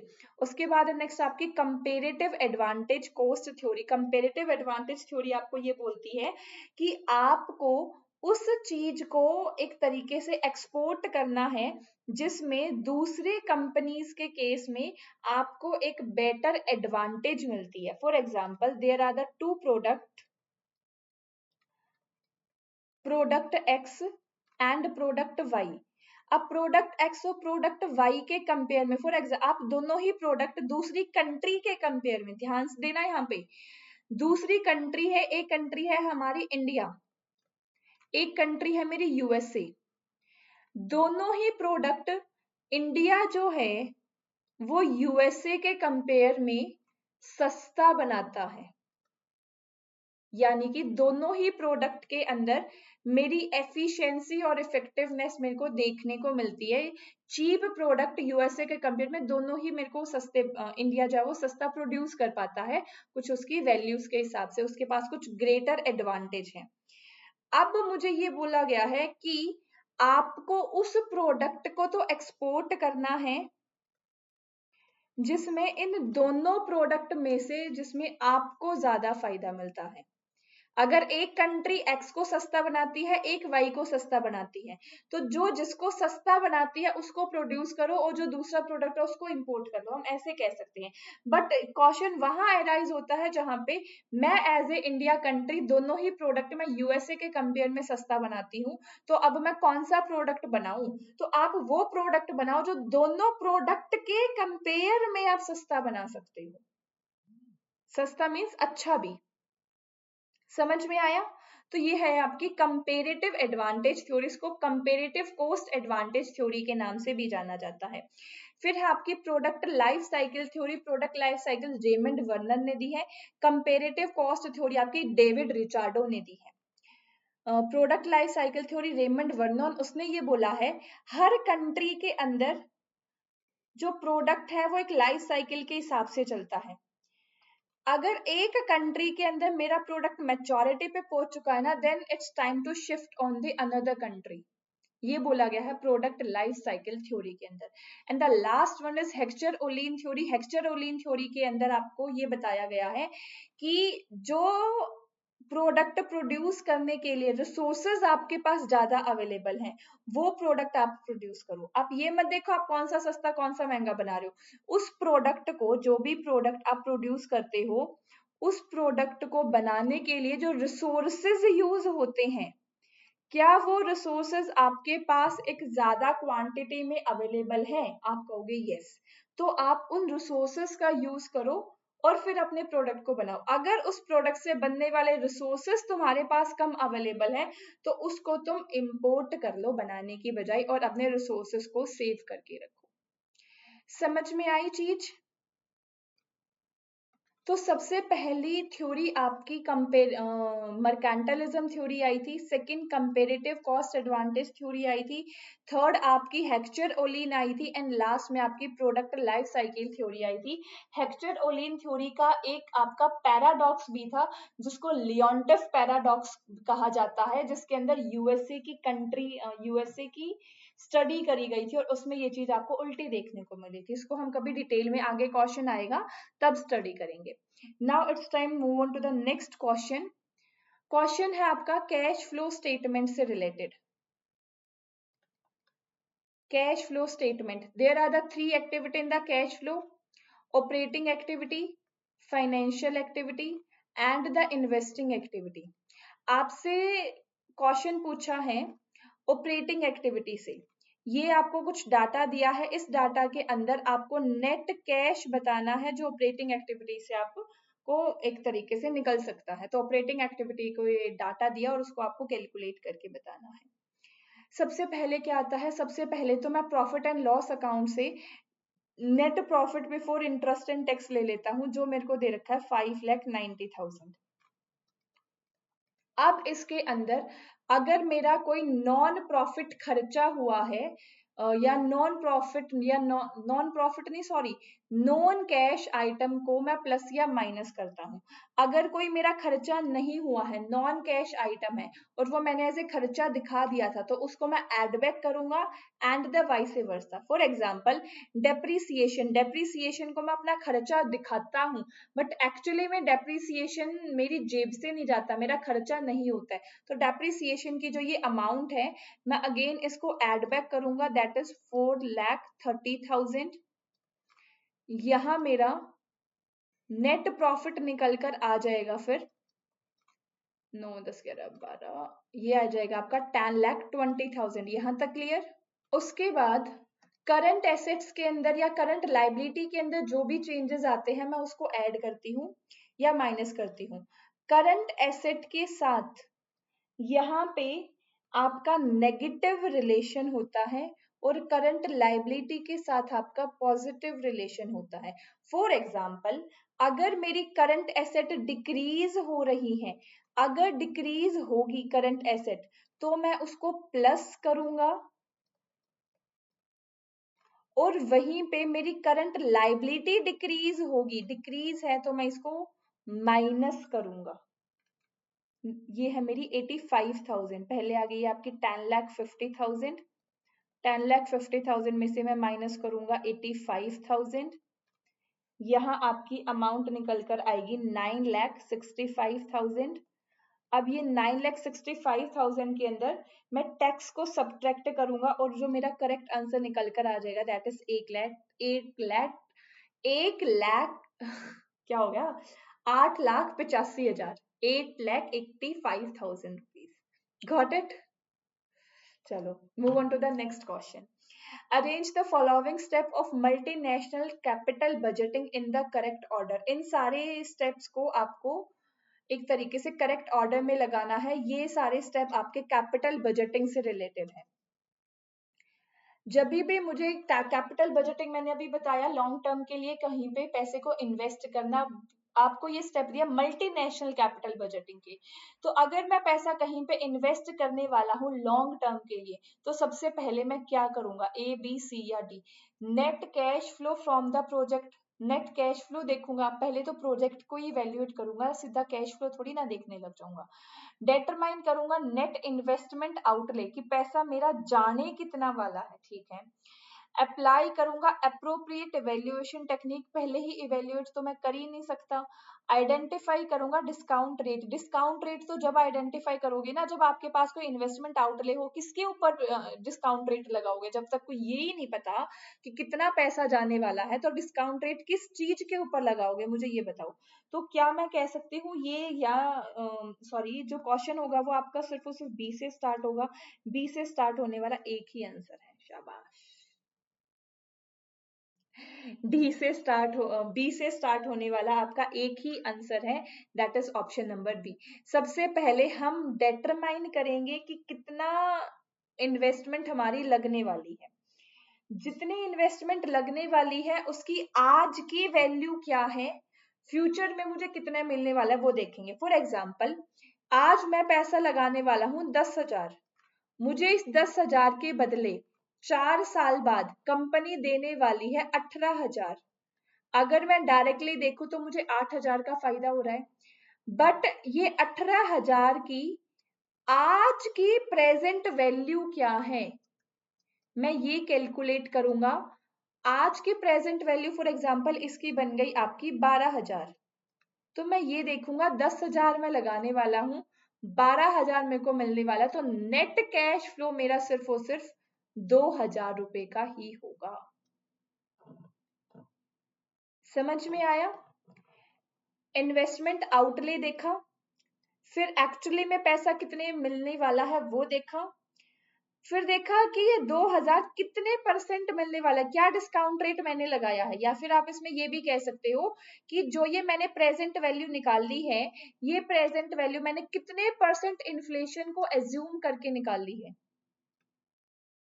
ये प्रेजेंट वैल्यू जो मैंने निकाली है वो मैंने कौन सा डिस्काउंट रेट लगाया है, कितने परसेंट इन्फ्लेशन को मैंने अज्यूम किया है इस प्रेजेंट वैल्यू को निकालने के लिए। एंड लास्ट में मैं अप्लाई कर दूंगा अप्रोप्रिएट इवैल्यूएशन टेक्निक, और फिर अपने प्रोडक्ट को एक्सेप्ट या रिजेक्ट कर दूंगा।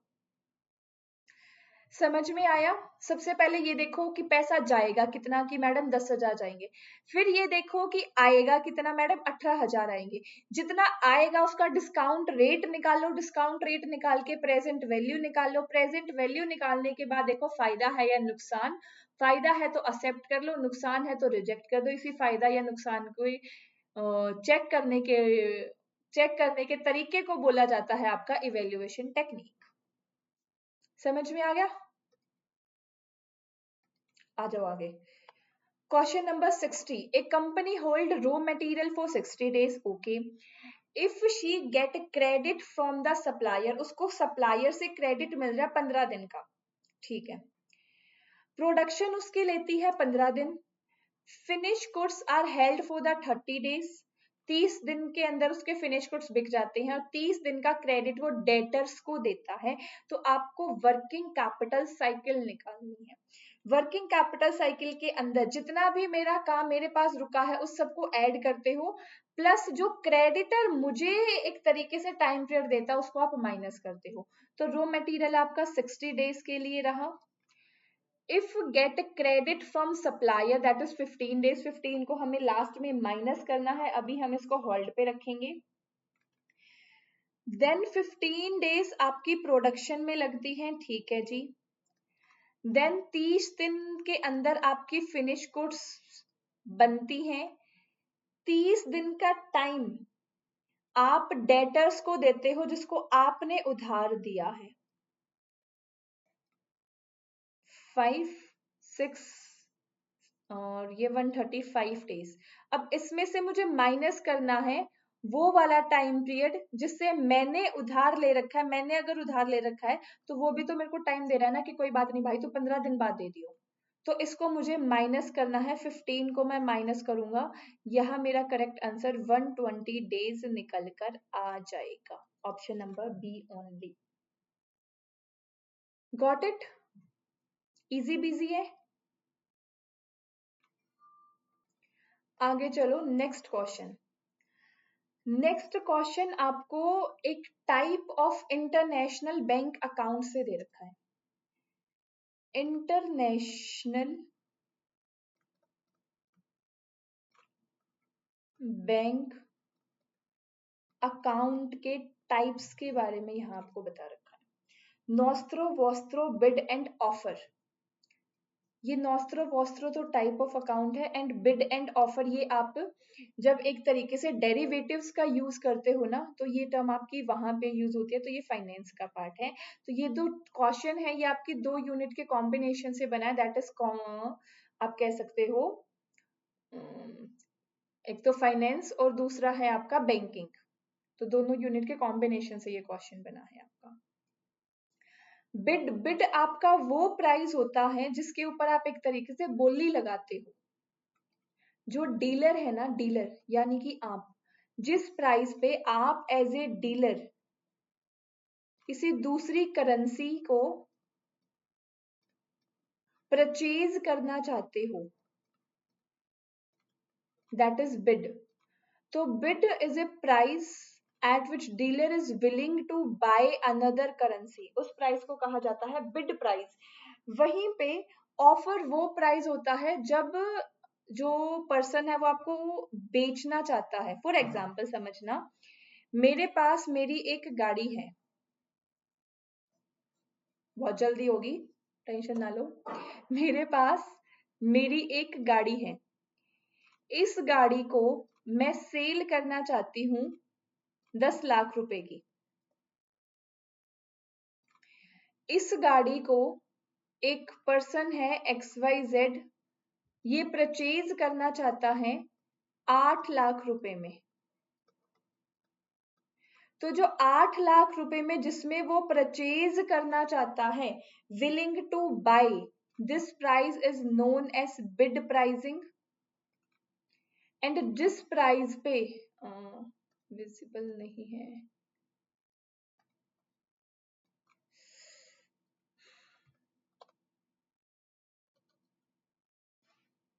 चलो एस सच नहीं है, बस XYZ के सामने मैं ये साइड में लिख देती हूँ। ये 8 लाख रुपए में इसे खरीदना चाहता है।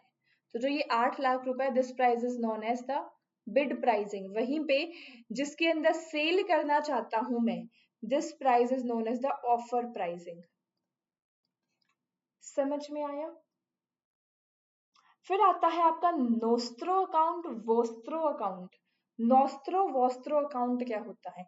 नोस्त्रो अकाउंट आपका वो अकाउंट होता है जब कोई इंडिया का बैंक किसी बाहर के बैंक के अंदर जब पैसा डिपॉजिट करता है तो उसको आप एक तरीके से नोस्त्रो अकाउंट बोल देते हैं। एंड वोस्त्रो अकाउंट का मतलब है मैं किसी फॉरेन बैंक के अंदर पैसा डाल रहा हूं और वो मेरे फॉरेन बैंक का पैसा मेरे लोकल बैंक अकाउंट में आ जाएगा, तो वो आपका वोस्त्रो अकाउंट होता है। समझना इसको एग्जांपल के साथ, आपका कोई रिश्तेदार है जो बाहर रहता है, अब उस रिश्तेदार को आप उस रिश्तेदार से पैसे मांगते हो और वो आपको पैसे भेजता है। तो जिस बैंक अकाउंट के अंदर आपके उस बाहर रहने वाले रिश्तेदार ने पैसा डाला है वो एक फॉरेन बैंक है, और जिस अकाउंट के अंदर आपको पैसा मिलेगा वो आपका एक लोकल बैंक है। तो इस तरीके के बैंक अकाउंट को हम वॉस्त्रो अकाउंट बोलते हैं, और जब इससे अपोजिट सिचुएशन होती है तो आपका नॉस्त्रो अकाउंट आ जाता है। समझ में आया?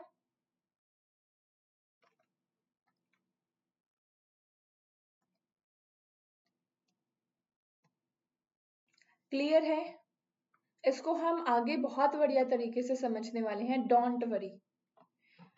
आगे आ जाओ। Arrange the following in chronological order of milestone achieve by the national stock exchange of India. National stock exchange ने कब कब क्या क्या लॉन्च किया है उसको आपको एक तरीके से सिक्वेंशनल ऑर्डर के अंदर लगाना है। सबसे पहले आपका एक तरीके से launch of S&P NFT Nifty आपका लॉन्च हुआ था सबसे पहले। इसको एज इट इज गाइस देखो याद करना पड़ेगा, ये एज सच चीजें हैं नहीं जो आपको कुछ समझाई जा सके, इसको एज इट इज याद ही रख सकते हैं हम। 1996 के अंदर उसके बाद आपके डेरिवेटिव्स के अंदर ट्रेडिंग स्टार्ट हुई थी, that is commencement of derivative trading in the index fund या इंडेक्स फ्यूचर आप इसे कह सकते हो, ये स्टार्ट हुई थी आपकी 2000 के अंदर। नेक्स्ट आपका लॉन्च किया गया था अपना इंडिया का एक खुद का इंडेक्स ऑप्शन, ये लॉन्च हुआ था आपका 2001 के अंदर। नेक्स्ट है आपका लॉन्च किया था म्यूचुअल फंड का, ये आपका हुआ था लगभग 2008 के अंदर। And the last is borrowing features आपका सेम, ये 2007 आएगा एंड ये 2008 आएगा। इसको एज इट इज तुम्हें याद रखना है, इसमें कुछ ऐसा समझाने का बहुत ज्यादा सा कुछ है नहीं, सो स्किप इट। नेक्स्ट क्वेश्चन पे आ जाओ। नेक्स्ट क्वेश्चन जो है वो आपका पूछा गया है लिवरेज से। 3 तरीके की लिवरेज होती हैं, operating leverage, financial leverage and the combined leverage. Formula हम लिवरेज का निकालेंगे। सबसे पहले लिखो सेल्स माइनस वेरिएबल कॉस्ट, आगे आपका कंट्रीब्यूशन,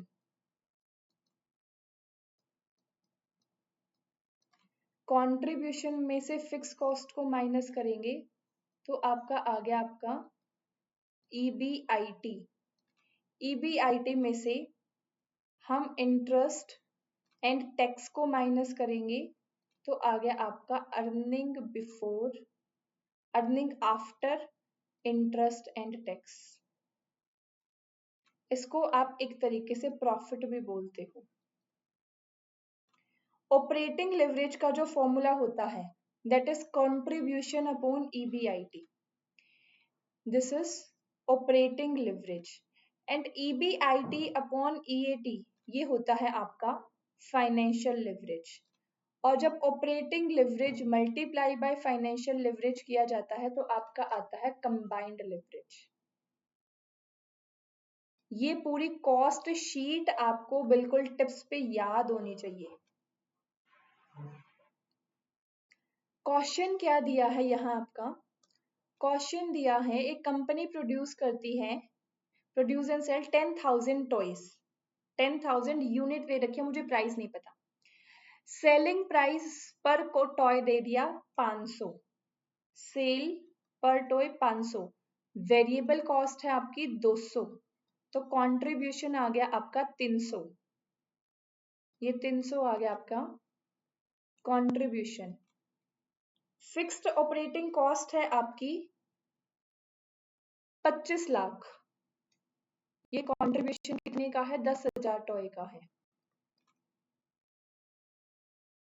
इसमें से आप फिक्स्ड कॉस्ट माइनस करो, ये एक कितनी जीरो आएंगी?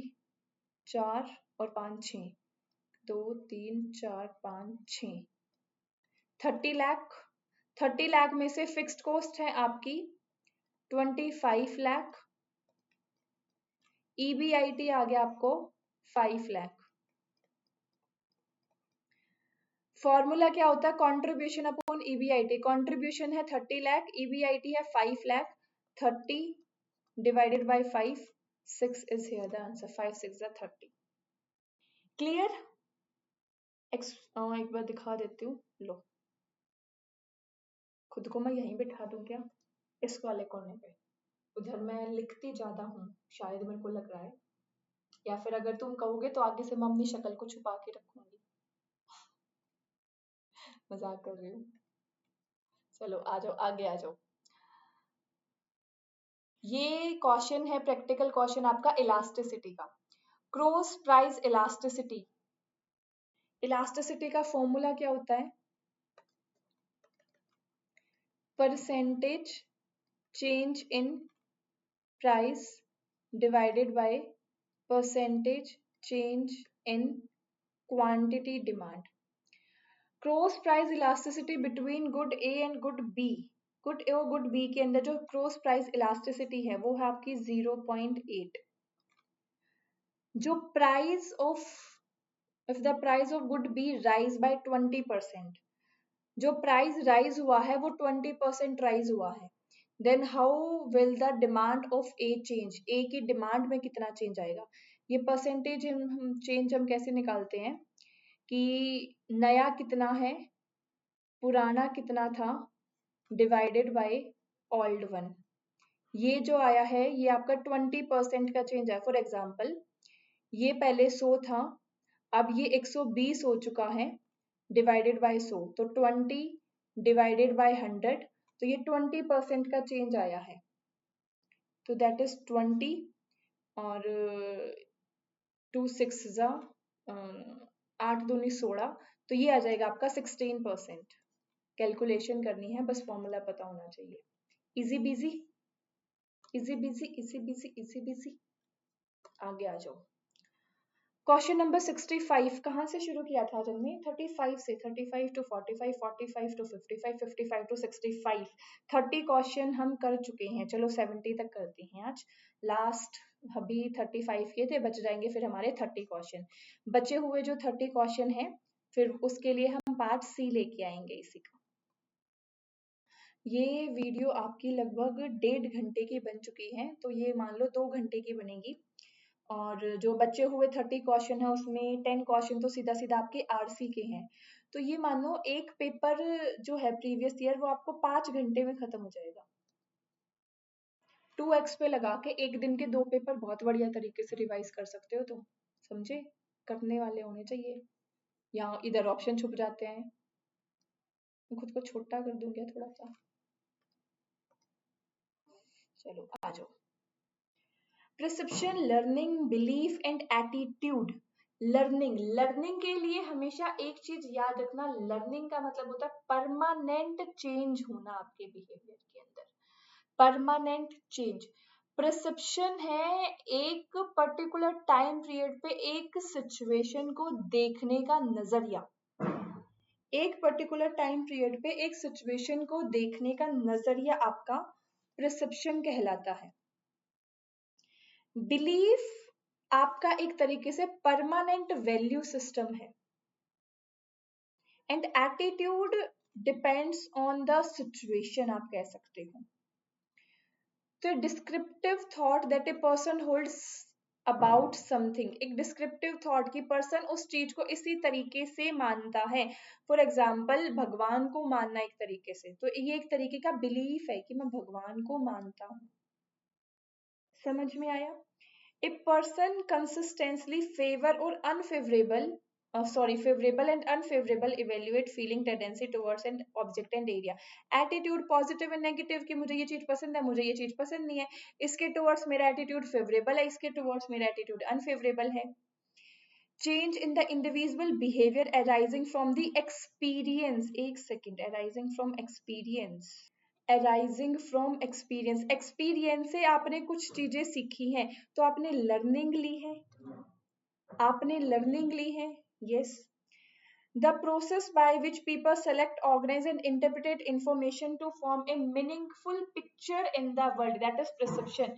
perception को ये मानो कि फॉर एग्जांपल ये एक टेबल है, इस टेबल पे एक ये नंबर पड़ा है, इधर जो बच्चा बैठा है ये बच्चा कहेगा मैम दिस इज 9, इधर जो बच्चा बैठा है वो कहेगा मैम दिस इज 6। तो चीजों को देखने का नजरिया एक तरीके से परसेप्शन कहलाता है। परसेप्शन के अंदर आप चीजों को देखते हो, उसमें कुछ पर्टिकुलर पॉइंट को सेलेक्ट करके ऑर्गेनाइज करके अपने माइंड में उस इंफॉर्मेशन को इंटरप्रिटेट करते हो और फिर उसका एक मीनिंगफुल पिक्चर निकालते हो। मतलब चीजों को देख के समझ के एक मीनिंगफुल पिक्चर निकालना एक तरीके से आपका परसेप्शन होता है। क्लियर? आ जाओ आगे। Identify the correct code in which asset of a firm shall be applied in the case of dissolution of a partnership. एक होता है dissolution of partnership और एक होता है डिसोल्यूशन ऑफ पार्टनरशिप फर्म। मेरे को सबसे पहले तो इस दोनों में फर्क बता दो। Dissolution of partnership and dissolution of partnership firm में डिफरेंस क्या होता है? अगर मैं बात करती हूँ डिसोल्यूशन ऑफ पार्टनरशिप का, डिसोल्यूशन ऑफ पार्टनरशिप का मतलब है कि जो पार्टनर की पहले प्रॉफिट एंड लॉस रेशियो थी वो चेंज होगी। डिसोल्यूशन ऑफ पार्टनरशिप हो सकता है किसी के एडमिशन पे, किसी पार्टनर की रिटायरमेंट पे, किसी पार्टनर की डेथ पे। लेकिन डिसोल्यूशन ऑफ पार्टनरशिप फर्म का मतलब है कि अब मेरा कोई बिजनेस ही नहीं है, अब हम कोई काम ही नहीं कर रहे, पूरा फर्म ही बंद कर रहे हैं। तो जब पूरा का पूरा फर्म बंद करना है तो कुछ एसेट्स हैं उसको आपको सेल आउट करना पड़ेगा, लाइबिलिटीज को पे आउट करना पड़ेगा। तो आपसे इस क्वेश्चन में ये पूछा है किस किस सीक्वेंस के अंदर कब हम किसका पैसा देते हैं, किसको लॉस होता है, तो वो पूरी सीक्वेंस बतानी है आपको डिसोल्यूशन ऑफ पार्टनरशिप फर्म की। ऑप्शन के थ्रू चलो, ए या सी। ए है आपका paying to each partner rateably what is due to him from the firm for advance as distinguish from capital. Capital से अगर किसी पार्टनर ने फर्म को कोई पैसा दे रखा है तो हम उसकी पेमेंट करेंगे। ऑप्शन नंबर डी, आप डी नहीं सी है, ऑप्शंस के हिसाब से चलना है ना, तो सी। सी में ये बोल रखा है paying the debt of the firm to the third party. देखो पहले जो थर्ड पार्टी है ना उससे जो हमने पैसा उधार ले रखा है पहले हम वो चुकाते हैं, फिर जो पार्टनर ने फर्म को उधार दे रखा है फिर वो पैसा चुकाया जाएगा। तो ऑप्शन नंबर ए और ऑप्शन नंबर डी तो यहाँ बिल्कुल एलिमिनेट हो गया है। देन हमें देखना है बी पहले आएगा या सी। अब बी को पढ़ो। Paying the residues if any of the partner in the proportion in which they were entitled to share profit. मतलब कि लास्ट में जो भी बच जाएगा, बचे हुए अमाउंट को हर एक पार्टनर अपनी अपनी रेशियो के हिसाब से बांट लेगा। डी ऑप्शन ये बोलता है paying to each partner rateably what is due to him on the account of capital. Account of capital मतलब कि पहले जिस पार्टनर ने जितना पैसा लगा रखा था पहले उस पार्टनर को उसका वो पैसा दे दो, उसके बाद भी अगर कुछ बचता है तो बचे हुए को प्रॉफिट के अंदर बांट लो। तो ये बचा हुआ जो है वो लास्ट में बचेगा, पहले पार्टनर्स की कैपिटल का पैसा दिया जाएगा। तो option number C is here the correct answer. Clear? आ जाओ नेक्स्ट क्वेश्चन पे। इनकम टैक्स का क्वेश्चन है सेक्शन 115 BAC। आज के टाइम पे जो आपको बाय डिफॉल्ट ये रिजीम देखने को मिलता है, आपसे ये पूछ रखा है इफ एम्प्लॉय पे tax with in the parameter of alternative tax regime under section 115 BAC, then the assessment ये 15 25 26 के अंदर स्टैंडर्ड डिडक्शन कितनी है सैलरी पे। 25 26 के अंदर सैलरी की स्टैंडर्ड डिडक्शन 75,000 होती है। Easy PC question. Next economics का क्वेश्चन है total utility, marginal utility, average fixed cost and marginal cost का फॉर्मूला पूछ रखा है। टोटल यूटिलिटी क्या होता है? टोटल यूटिलिटी सभी मार्जिनल को प्लस कर कर आता है। मार्जिनल यूटिलिटी क्या होता है? TUN minus TUN minus 1। Average fixed cost क्या होगा? टोटल फिक्स्ड कॉस्ट को क्वांटिटी के साथ डिवाइड कर दो, एवरेज फिक्स्ड कॉस्ट आ जाएगा। मार्जिनल कॉस्ट क्या होगा? मार्जिनल कॉस्ट होगा आपका total cost divided by quantity. हाँ मार्जिनल कॉस्ट बनेगा। यस, ये तो पेपर में नहीं था, ये तो टाइपिंग में आ गया। ये तो दे दिया तो फिर तो आंसर ही ना दे दिया है कोई बात नहीं, आ जाओ। Arrange the following step in the incorporation of new limited liability partnership. अगर मुझे कोई LLP फॉर्म करनी है तो LLP फॉर्म करने का इनकॉर्पोरेट करने का प्रोसेस आपसे पूछ रखा है। LLP के प्रोसेस, एक सेकेंड, इसमें थोड़े से चेंजेस हैं। D option and it's here from the E option। अब आ जाओ, ऑप्शन के हिसाब से चलेंगे अगेन, A, B, C या D। A, reserve the LLP name, preparing the document of incorporation, procedure the digital sign certificate at LLP incorporation। सबसे पहले हमारे पास ना डिजिटल सिग्नेचर सर्टिफिकेट आना चाहिए, जो भी हमारे एक तरीके से मेंबर्स डेजिग्नेटेड पार्टनर है। डेजिग्नेटेड पार्टनर का डिजिटल सिग्नेचर सर्टिफिकेट सबसे पहले आपको लेना होता है। उसके बाद आप LLP का नाम रिजर्व करते हो। LLP का नाम रिजर्व होने के बाद उसके डॉक्यूमेंट्स प्रिपेयर किए जाते हैं।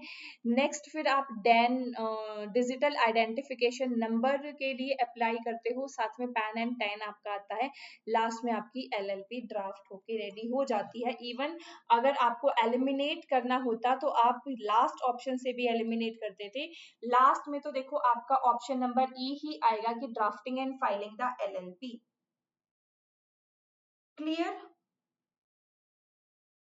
तो सबसे पहले डेजिग्नेटेड पार्टनर का डिजिटल सिग्नेचर सर्टिफिकेट आता है। डेजिग्नेटेड पार्टनर ही फिर LLP के नाम के लिए अप्लाई करते हैं। उसके बाद आपके जो भी डॉक्यूमेंट्स रिक्वायर्ड होते हैं वो सारे प्रिपेयर किए जाते हैं। फिर LLP इनकॉर्पोरेट होती है। Digital identification number DIN application के लिए आपको अप्लाई करना पड़ता है। साथ में अपने LLP का पेन एंड टैन के लिए अप्लाई करेंगे। लास्ट में आपकी LLP बनकर क्रिएट हो जाएगी। क्या क्वेश्चन नंबर 70 आपको मैं होमवर्क में दे दूं अगेन? 3 टर्म्स पढ़ के आना, इवन नॉट 3, 4। एक है टैक्स मैनेजमेंट, एक है टैक्स प्लानिंग, एक है टैक्स एवेजन एंड एक है आपका टैक्स अवॉइडेंस। ये चारों टर्म सारे के सारे बच्चे कल पढ़ के आएंगे। Got it? अगेन लो, अब ठीक है, ये सारे टर्म तुम्हें पढ़ के आनी है कल। आज की क्लास कैसी लगी एक बार फटाफट कमेंट करके बता दो। पसंद आई तो क्लास को शेयर कर दो।